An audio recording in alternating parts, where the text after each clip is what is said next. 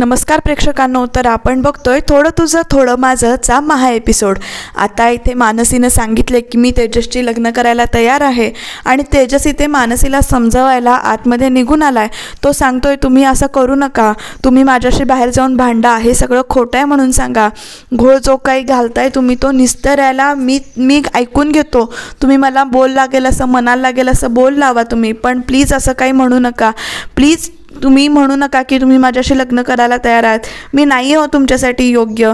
आणि मग त्याच्यानंतर इथे मानसी मागे वळून बघते आणि तेजसकडे वळून म्हणते की नाही, माझा निर्णय झालाय, मी तुमच्याशी लग्न करायला तयार आहे आणि मी तुमच्याशीच लग्न करीन। मी एकदा शब्द दिलाय असं म्हणून ती ते मंगळसूत्र जे काही आहे ते हातातलं खाली ठेवते आणि ते परत जाऊन सोफ्यावर बसते। तर तेजस इथे जाऊन सांगतोय, अहो शब्द दिलाय, तुम्ही काय म्हणताय, हे सगळं असं नसतं हो, लग्न म्हणजे खूप मोठी जबाबदारी असते आणि मी नाही आहे तुमच्या योग्य। आणि मिस मानसी, लग्न केलं म्हणजे आयुष्यावर आपल्याला एकमेकांना सोबत राहावं लागेल आणि मी हा असा आहे आणि खरंच तुम्ही माझ्याशी लग्न करायला तयार नाही आहे तसं सांगा बाहेर जाऊन, असं म्हणून तो इथे तिला समजावायचा प्रयत्न करत असतो। सारखं सांगत असतो की मी लग्नासाठी योग्य नाही आहे तुमच्याबरोबर आणि प्लीज तुम्ही बाहेर जाऊन सांगा।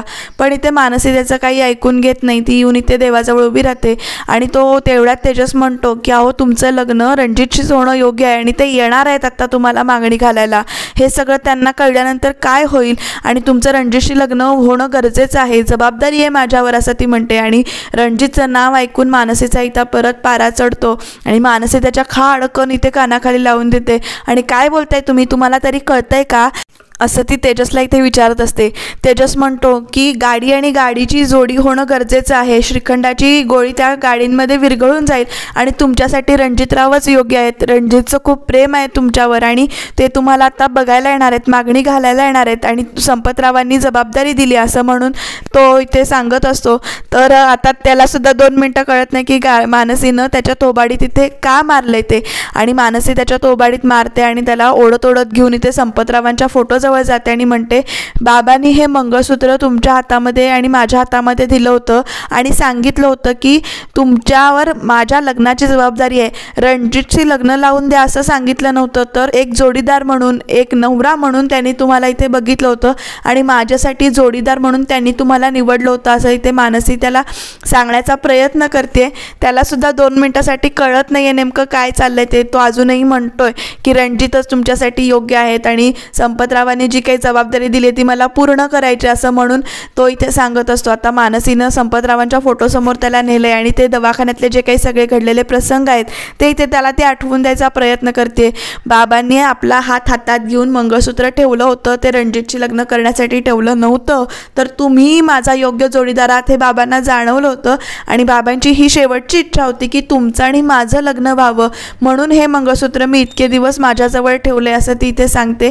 आणि मग तेजसला त्या सगळ्या गोष्टी आठवतात की कसं संपतरावांनी त्यांचा हात दोघांचा हातात घेतला होता आणि आयुष्यभर साथ द्याल ना असं म्हणून विचारलं होतं, तेव्हा तेजसनं सांगितलं होतं की मी आयुष्यभर साथ द्यायला तयार आहे, सोडणार नाही त्यांचा हात, असं वगैरे तेजसनं जेव्हा सांगितलेलं ते वाक्य आठवतंय। तेजस इथे सांगत असतो की लग्न रणजितशी करून देण्यासाठी मी साथ देईन वगैरे, पण इथे त्याचा अर्थ वेगळा असतो आणि हे त्याला आत्ता लक्षात येतं आहे आणि तो म्हणतो मानसीला की मग तुम्ही हे आधी का नाही सांगितलं, हे सगळं बोलणं तुम्ही आधी का नाही सांगितलं, मला का लपवून ठेवलंच। तर मानसी ते म्हणत असते की मी तुम्हाला खूप आधीपासून हे सांगण्याचा प्रयत्न करत होते, पण मला नाही जमलं आणि सॉरी, मी तुम्हाला तोबाडीत मारलं। तर तिथे रडत असते। तर तेजस म्हणतो की तुम्ही शांत व्हा, तुम्ही मला मारलं याचा मला राग नाही आलेला, पण हे तुम्ही इतके दिवस का लपवून ठेवलं, म्हणून मी शांत आहे।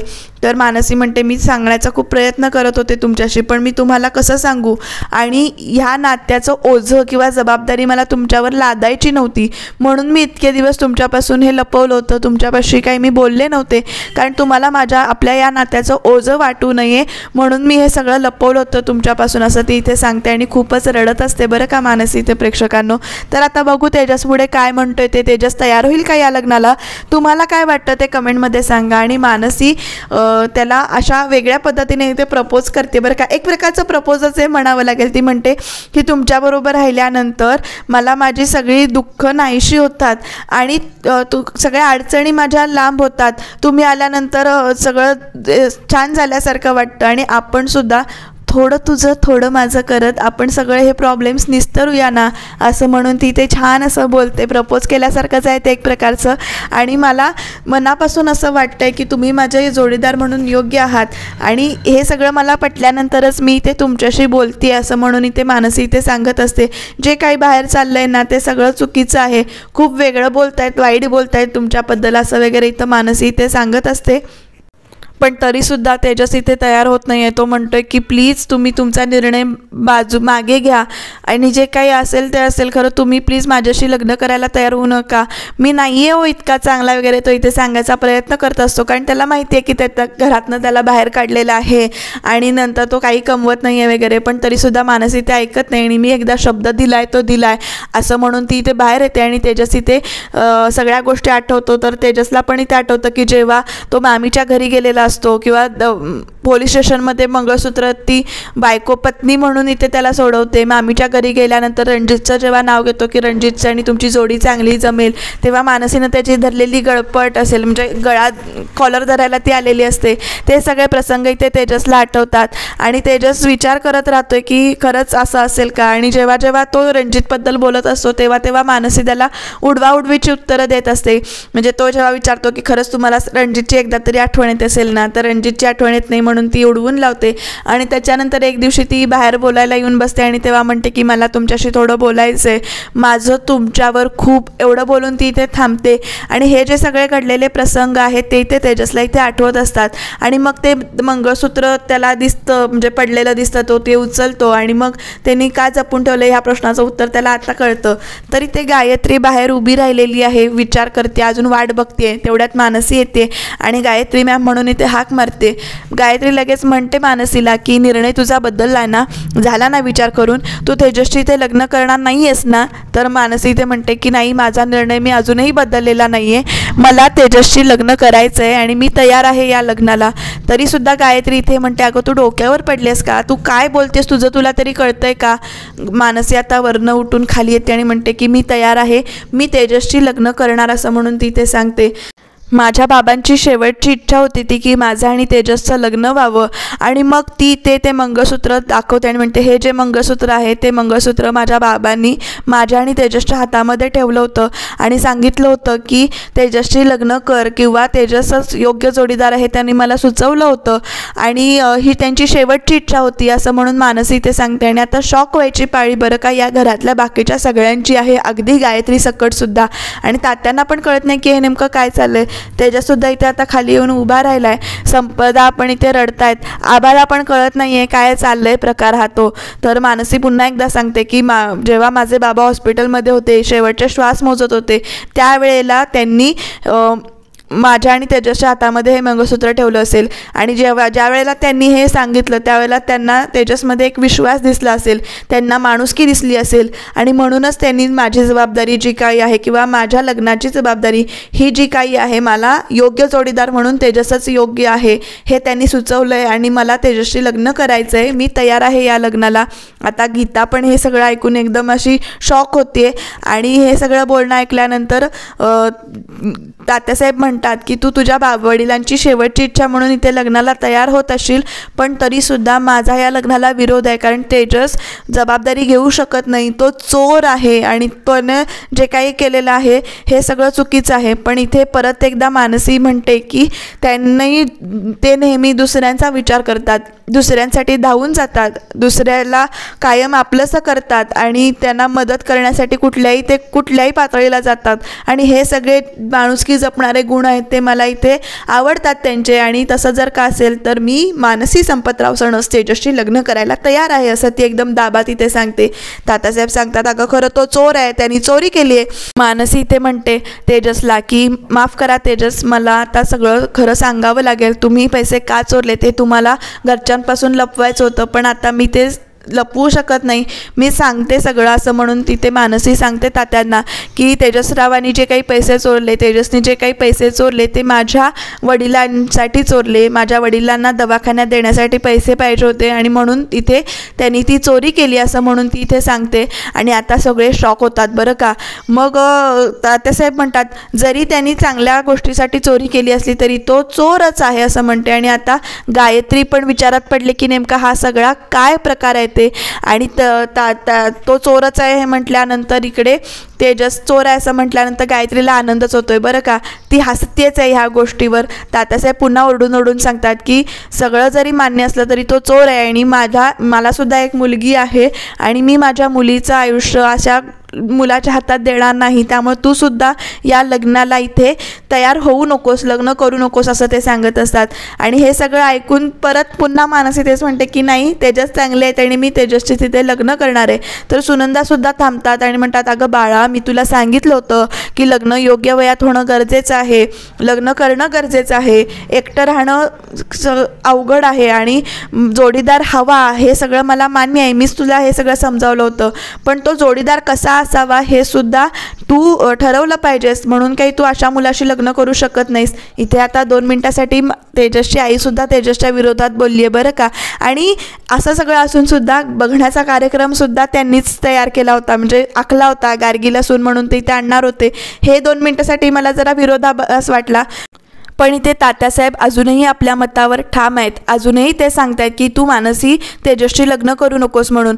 तर सुनंदा इथे सांगायचा प्रयत्न करत असतात की अगं मला मान्य आहे तुमच्या दोघांची चांगली मैत्री आहे, त्यामुळं तुम्हाला दोघांना इथे त्रास झाला, म्हणजे एकमेकांना बोल लावले की तुम्हाला त्रास होणार, हे सगळं मला मान्य आहे आणि म्हणून काही तू इथे लग्नाचा विचार करू नकोस बाळा, आणि लग्न करण्यासाठी जोडीदार कुठला असावा हे गरजेचं आहे. आणि त्या बोलता बोलता बोलून जातात की तुमच्या दोघांची इथे मैत्री आहे आणि त्यांची मैत्री आहे असं ऐकल्यानंतर आता गायत्री म्हणते सासूबाई तुम्ही काय बोललात, प्लीज परत बोला. या दोघांची मैत्री आहे आणि हे तर दोघंजणं आपल्यासमोर इथे भांडायचं नाटक करत होते. हां मग आता गायत्री ते आपलं तोंड खूपच सोडून देते बरं का आणि वाटेल ते इथे बोलायला लागते मानसीला. आणि म्हणजे स्वतःच्या स्वार्थासाठी तू या तेजसचा वापर करून घेतलास, तू ज्या कॉलेजमध्ये पुढे आलीस तर तुझ्या शिक्षणाचा इथे उपयोग काय. आता मानसी आणि तेजसची मैत्री आहे हे ऐकून आभाला केवढा शॉक बसलाय बघा प्रेक्षकांनो. तर इकडे आता गायत्रीला हळूहळू सगळ्या गोष्टी कळायला लागतात की तुला घरात राहायला म्हणजे जागा पाहिजे होती आणि म्हणून तू इथे आलीस आणि तू तुझ्या स्वार्थासाठी इथे भांडणाचं नाटक केलंस, म्हणजे तू खोटेपणाने वागलीस. आधी घरामध्ये सही करण्याच्या निमित्ताने आलीस आणि मग त्याच्यानंतर इथे वेगवेगळ्या कारणासाठी तू भेटत गेलीस, मग आईंचं मन जिंकलंस, म्हणजे सासूबाईंचं मन जिंकलंस, तहान लाडू भूक लाडू म्हणून म्हणजे अगदी त्यांचं कौतुक केलंस. म्हणजे बघा तात्यासाहेब ही मुलगी किती पोचलेली आहे आणि किती स्वार्थी आणि खोटारडी आहे, तुम्ही अशा मुलीला सून म्हणून स्वीकारणार आहात का.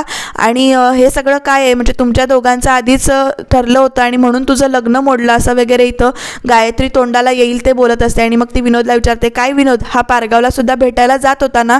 तर विनोदसुद्धा सांगतो हो पारगावला भेटायला जात होता तेजस, हातात हात घालून फिरत काय होते, पाणीपुरी काय खात होते आणि देव जाणे काय काय केलं असेल. आता हे सगळे आरोप ऐकून नाही ते आबाला पण शॉक बसलाय बरं का, म्हणजे सगळ्यांनाच शॉक बसलाय.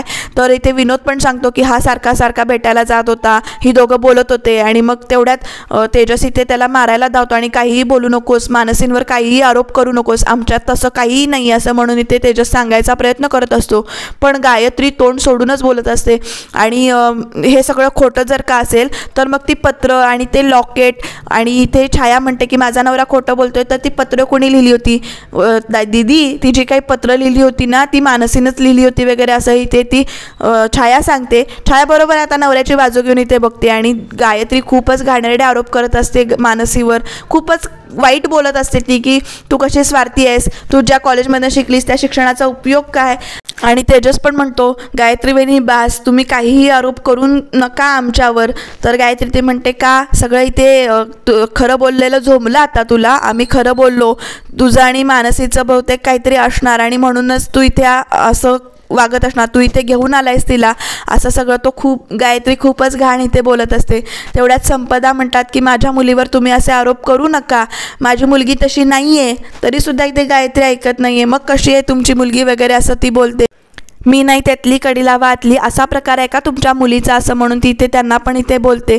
त्यासुद्धा इथे रडतायत आणि ती गायत्री खूपच असं बोलते आणि म्हणते की हिचं ना स्कूलिंगच वेगळं आहे असं म्हणून इथे ती गायत्री मानसीला बोलत असते. आणि मानसीला म्हणते का आता का गप्प आहेस, बोल ना, दे ना प्रश्नाची उत्तरं, काय चाललंय तुझं. आणि तरीसुद्धा तू इथे तेजसची बाजू घेतेस, तेजस लग्नाला उभा राहणार आहे असं म्हणतेस. तेजस कुठलीही जबाबदारी घेणार नाही आहे, त्यानं फक्त स्वार्थाचा इथे विचार केला आहे असं वगैरे इथं म्हणत असते गायत्री.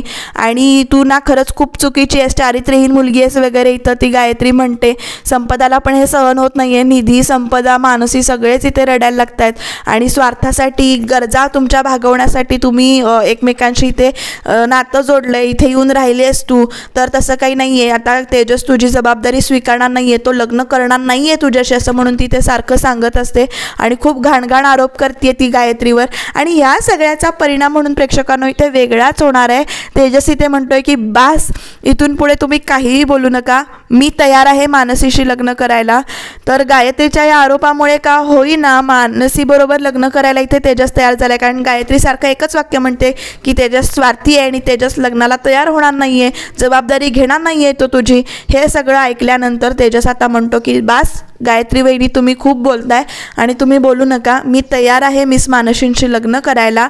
आणि प्रेक्षकांना उद्याच्या भागामध्ये तेजसचा हा आता निर्णय ऐकल्यानंतर सगळेच इथे शॉक झालेत बरं का. आणि तेजस इथे ते हातातलं जे काही मंगळसूत्र आहे मानसीच्या हातातलं ते इथे घेतोय आणि मानसीच्या गळ्यामध्ये तो घालणार असा जो काही प्रसंग दाखवला आहे. आणि ह्या सगळ्या ज्या काही गोष्टी आहेत ते रणजित आणि रजनी दोघंजणं मिळून बाहेरनं इथे बघतायत. नेमकं आता रणजित पण चिडलाय, काय होईल या सगळ्याचा परिणाम मानसी आणि तेजसच्या नात्यावर. या दोघांचं लग्न होईल, रणजित आणि रजनी यामध्ये काय करतील हे बघत राहण्यासाठी तुम्ही चॅनलला सबस्क्राईब करा, छान छान कमेंट करा, कारण तुमच्या कमेंट वाचून आम्हाला अजून मोटिवेशन मिळतं रिव्ह्यू करण्यासाठी. तर बघूया, तेजस इथे मंगळसूत्र घालायला तरी समोर आलेला आहे मिस मानसींच्या. रणजित आणि रजनी बाहेर उभे आहेत, काय होईल नेमकं जाणून घेऊया. बघत राहा थोडं तुझं थोडं माझं.